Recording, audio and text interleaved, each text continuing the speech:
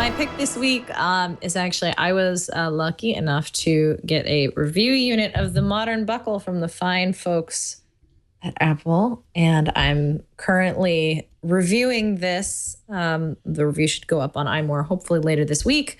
But it has very, very quickly become my all-time favorite Apple Watch band, and I have tried on pretty much all of them now. It's also the most expensive, save for the Link bracelet, of the Apple Watch bands. It's $249. But you know what? I have never worn a leather strap on a watch that I did not hate, because they're usually sweaty, or they're too heavy, or they just don't feel good on your wrist. And this thing feels like a sport band. I forget that I'm not wearing a sport band until I put on something nice. And then I'm like, oh, my watch actually matches my clothing, rather than, it kind of pops out a little bit. I mean, I like wearing the white sport band, and I like wearing the black sport band, and I even like doing color combinations.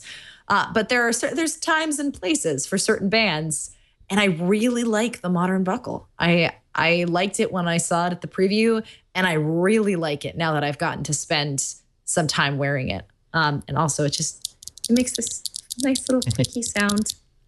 This is way too much fun to do. It's just a magnet like that, and you can just it looks like it's a buckle. In fact, they even call it a buckle, but no, it's a magnet.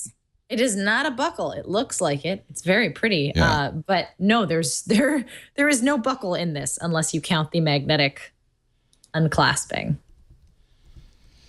I think you can resize it like a quasi buckle if you want to change your wrist. So on the inside here, this is the medium strap. These are all pretty small, but on the inside here, you've got these little individual holes, and you can just pop this forward and resize accordingly if you want to lengthen it or shorten it.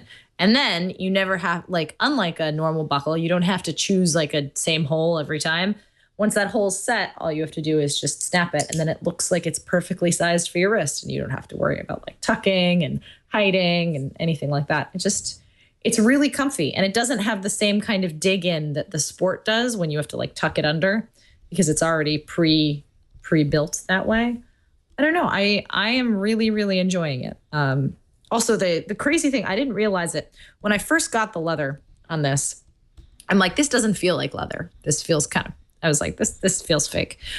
Because what it actually is two thin layers of leather.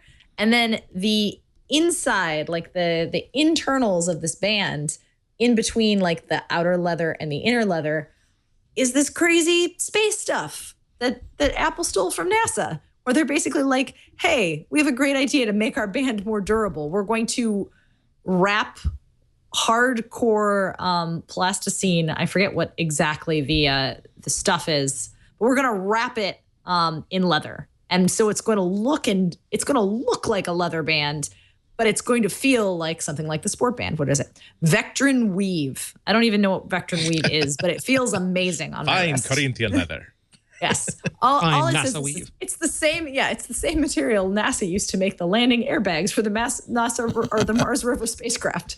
So I have airbag material on my wrist. Sadly, I don't think that it expands to, save me from falling.